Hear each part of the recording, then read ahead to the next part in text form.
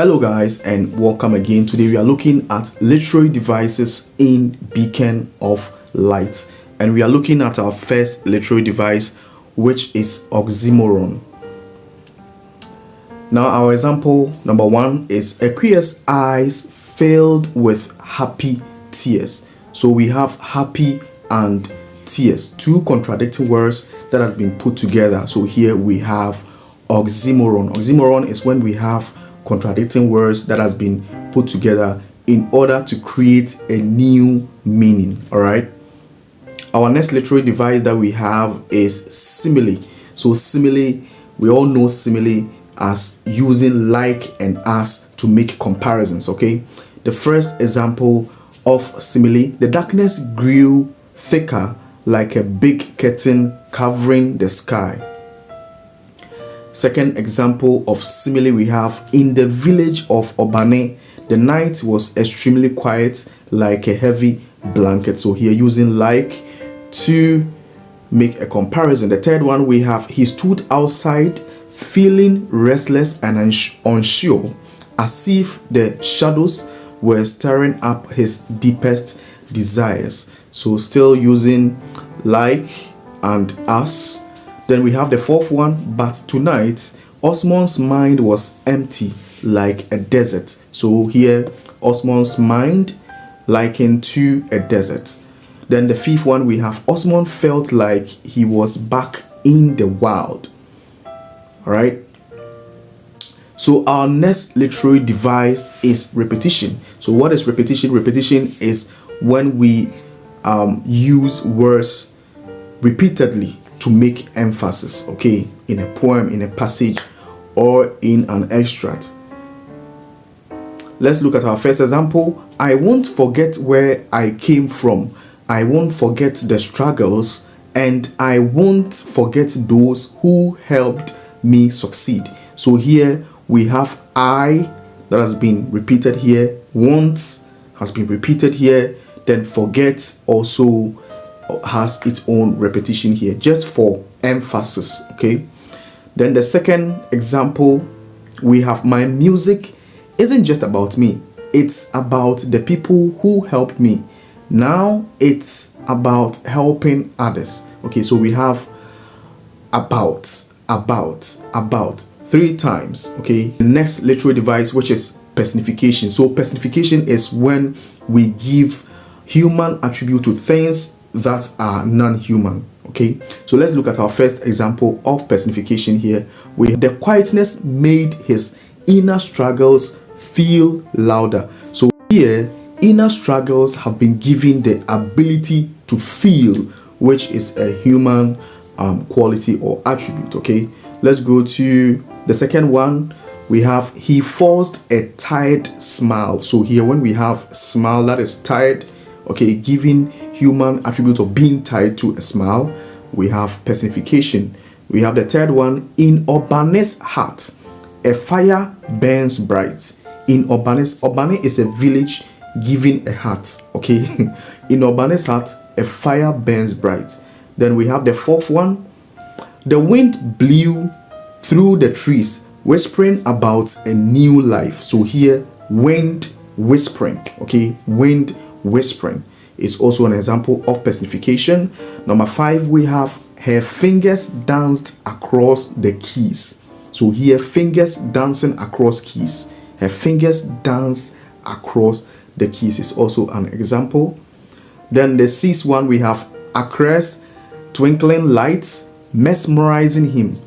Acres twinkling lights mesmerizing him. So the twinkling lights giving the attribute of being able to mesmerize Osmond. Okay, number seven, he felt the wind carrying his voice to the world. He felt the wind. So wind having the ability to carry, okay, a voice. All right, so here is also an example of a personification.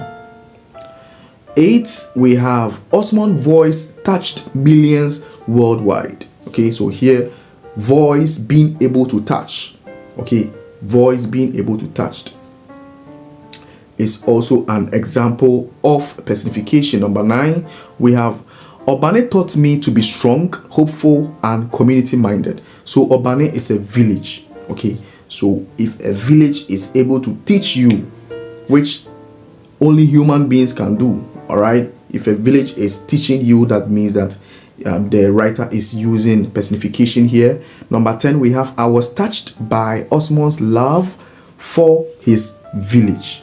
I was touched by Osmon's love for his village. So being touched by love. Imagine a song that speaks to everyone's heart. So here the song has been personified because we are saying that the song can speak. All right, so 12, we have, your voice brought happiness to our hard times. Your voice brought happiness to our hard times. So there comes the end of the personification. Let's go to our next literary device. We have onomatopoeia. So what is onomatopoeia? Onomatopoeia is when we use words to mimic sounds. Okay, when words are used to mimic sounds. Number 1, we have, his sister gasped and then squealed with delight. Okay, so here gasped is an example of an onomatopoeia. All right, then the second one, we have, she clapped her hands. Clapped. Okay, so clapped, mimicking the sounds of bringing your hands together. All right, then we have metaphor. That is our next literary device. So when we talk about metaphor, what is metaphor? Metaphor is when we make comparisons without using like or what, as. All right, so the first example here is, music became his comfort. Okay, so here we are talking about music and then we are comparing it with comfort without using like or as here. So this one is an example of a metaphor. Then the second one, we have, his music was a prayer. So here we have music and then we have prayer. Okay, music and prayer being compared here. Then the third one, we have, Osmon's thoughts poured out. Osmon's thoughts poured out. Then the fourth one, we have, your voice is magic. Okay, so voice and magic. Number 5, we have, music became his solace. Music became his solace. So music and solace being compared here.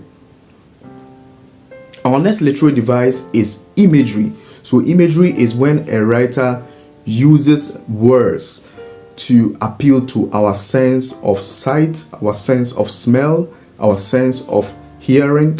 Okay, so all these are examples of imagery. Okay, even our sense of taste. Okay, then the first one, we have, Osmond's face turned red as he replied, Osmond. Okay, so when we see that someone's face turned red, we are trying to paint a mental picture for you. All right, then the second one, we have, the officer's face softened. So trying to let the reader in on how the officer's face looked like. Okay, number 3, we have, Tete's face became serious and he nodded. Tete's face became serious and he nodded. Then the fourth one, we have, he gazed out the window, watching the landscape transform from lush greenery to urban sprawl. Okay, so here too, when Osmond was going to, or was moving to Accra, it tries to give us a mental picture of his experience as he moved from the lush greenery to the urban sprawl or the urban center. Okay, the fifth one, we have, Nene Atiapa, dressed in traditional clothes, greeted Miss Konadu with a warm smile. Okay, so this one too giving us a mental imagery of what is happening in the story. Our next literary device is alliteration. And what is alliteration? So alliteration is when we have initial consonant sounds that are very close to each other. Okay, let us look at some examples. We have, but during his hard work. Okay, so his hard. Our second example, we have, Osmond's voice sounded beautiful as he led the cattle to green grazing spot. Okay, so we have the sound g, okay, green and grazing. Okay, so initial consonant sound. Number 3, we have sitting on a block. He began singing a sad but beautiful song. Okay, so here we have sitting, we have singing, we have sad, and we have song. All these are initial consonant sounds. Singing with all his heart. So here, his and heart. Okay, initial sounds of his and heart. Number 5, we have he turned surprised and saw a woman with a warm smile. So here we have surprised, we have saw, and then we have smile. Okay, all giving us that initial consonant sounds. 6, we have Mr. Gaga visited Osmond's home under the starry sky. So we have starry and sky here. Number 7, we have we'll welcome her with open heart. So the woo sound, okay, will welcome. So here we have alliteration there. Then number 8, we have a cozy hostel for scholarship students. Okay, scholarship students. Number 9, we have and critics praised his special sound. So we have special and then we have sound here. Number 10, we have Nene Atiapa saw something special in me. Okay, so saw, something, and special, all having the same initial consonant sounds. Now the 11th one, we have Osmond sat on a hill looking over Obane, speaking softly. All right, so you can guess this one, speaking and softly. Then 12, we have we all need someone to support us. Okay, so someone and support, all beginning with the same initial consonant sound s. All right. Then 13, we have Osmond spoke softly. Osmond spoke softly. So we have the s sound again.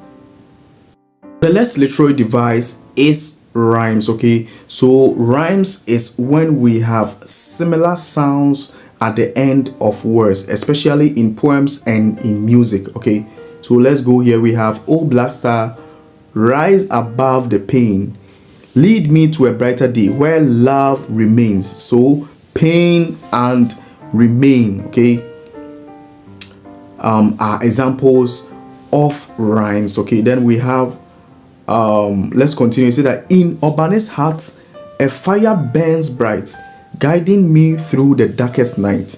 So bright and night here, we also have them rhyming. Okay, so when you read the book, you will see this song there and you can actually find some rhymes in there.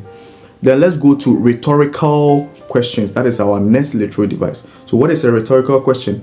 A rhetorical question is a question that does not demand an answer from the one being asked, okay, or the one that the question has been posed to. Then we have the first one. Osmond felt hopeful but also scared. What if he failed? So this one is a question, but it doesn't demand any answer. What if he got lost in the city? All right. Then the second one, he said that he turned to his wife, "Ekuya, did you hear?" So these are all examples of rhetorical questions. When you read the passage and in the context of how it is being used, it does not demand an answer. Okay. Now let us go to the next literary device, which is a synecdoche. Synecdoche. So what is a synecdoche? Synecdoche is a literary device which actually uses parts to represent a whole. Okay, uses parts to represent a whole. So one, we have eager young minds from across Ghana. Eager, so the young minds here representing young people. Minds here represent people. Okay, and a mind is a part of a person, or minds are parts of people. Okay, so when we use eager young minds, we are talking about people from across Ghana. Okay, so minds being used to represent actual human beings. Okay, let's go to our next literary device, which is symbolism. So symbolism is when we make representation, when a writer uses words to make representations. Okay, then the first example, we have Osmond stayed true to his roots. Osmond stayed true to his roots. So when we talk about his roots, okay, it's a representation. So what is his roots? Now here, his roots is a representation of where he came from or his village. All right, his roots is a representation of where he came from, his humble beginning. And then we can also say that his roots can be a representation of his village. All right, so there comes the end of our literary devices.